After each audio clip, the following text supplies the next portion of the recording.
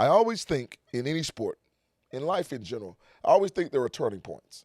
I talked about this before, like off air to people that I know when it comes to football. The fact that Drew Bledsoe got knocked out of a game in the season by the New York Jets back in 2001, changed the face of the NFL and the history of the NFL forever. And you might ask me why. It's because Tom Brady was the backup. He ended up coming back. And Drew Bledsoe ended up healthy that year, but never got his job back. That was a turning point in history. Well, what about in 2016 season in the Super Bowl where the Falcons had a 28-3 lead with like 2 minutes left in the third quarter? And then the next thing you know, the Patriots are hoisting another Lombardi trophy. Since 2017, right, February of that year, the Falcons lost that big league and lost the Super Bowl. Since 2017, the Falcons are 65-84. The only winning season they've had since 2017 was 2017. They've had 4 different head coaches. Dan Quinn didn't get it done the way they wanted him to. Arthur Smith couldn't get it done. Raheem Morris was there short-lived, and now they're going into Kevin Stefanski. They have a new offensive coordinator in Tommy Rees who came over with Stefanski. They've got a new general manager in Ian Cunningham. Everything seems to be different for the Atlanta Falcons outside of Jeff Ulbrich, who's still the defensive coordinator. But this is where I think the state of the Falcons lies. I don't think the Falcons have been a terrible organization. I don't even think they've been a bad organization. I just think the Falcons have been consistently inconsistent from a lot of different standpoints. Have they had good talent? Absolutely, guys. They've had all pros since 2017 in the likes of Bijan Robinson, of course, Chris Lindstrom, one of the best linemen in the game, Jesse Bates, whom I've considered since he came over from Cincinnati, one of the best free agent acquisitions. I say it all the time in the last 10 years in my mind. Calvin Ridley, Grady Jarrett, who's no longer there, and Julio Jones, of course, was no longer there, but it's not like they were bereft of talent in Atlanta. They just couldn't put all the pieces together. And I think that's what prohibited them from being a consistently consistent team as opposed to being consistently inconsistent. So I look at the Falcons moving into 2026. But let me rewind to 2025, because what were the Falcons in 2025? I really think that they were the epitome of average.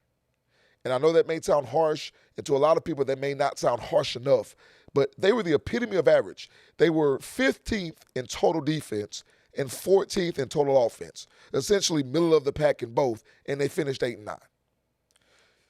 There's not a more indicative measure of average than the Atlanta Falcons, but unlike a lot of people, I really liked what the Falcons did in 2025, because if you look at their draft picks, James Pierce Jr., right, Jalen Walker, what did they do in their first year? They helped Atlanta have the second best team in terms of total sacks in 2025.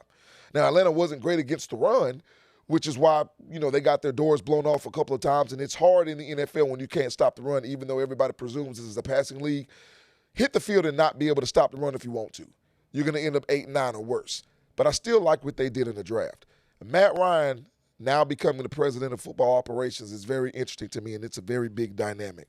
And I think it's a very big dynamic because this is sort of like a Kirby Smart going back to Georgia. Matt Ryan isn't the head coach, but he has more say over the head coach. And the reason why it's like a Kirby Smart in the Georgia situation is because he's homegrown.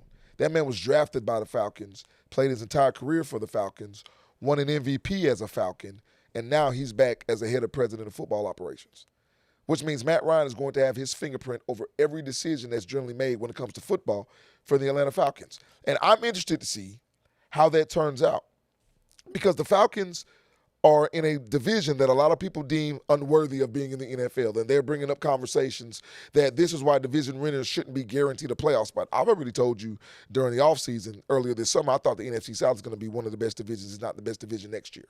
I just can see that kind of turnaround.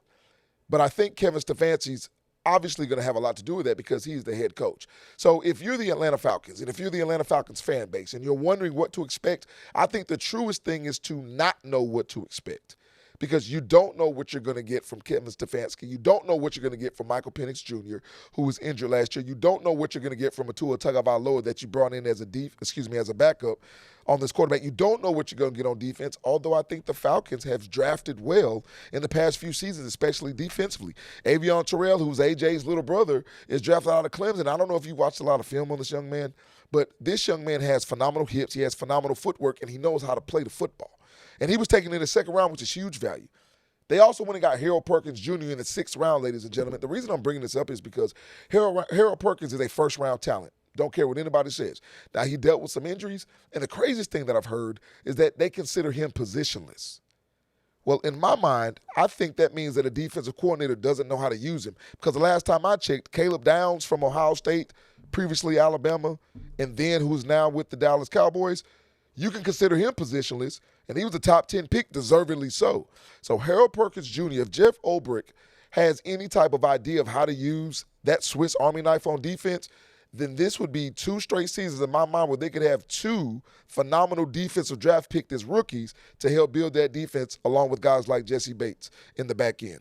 The Atlanta Falcons are in position to be good. The state of the Falcons right now is inconsistency, and I think that's the fairest way to put it. But moving forward, I think they have a lot of building blocks. And I know the biggest question people will ask themselves is Michael Penix Jr. the guy? Because they're going to compare him to Drake May, they're going to compare him to Bo Nix, they're going to compare him to Jaden Daniels, who all went in that draft class, which is fair. But give him time to grow is what's fair to me. And that's what I'm waiting on with the Falcons.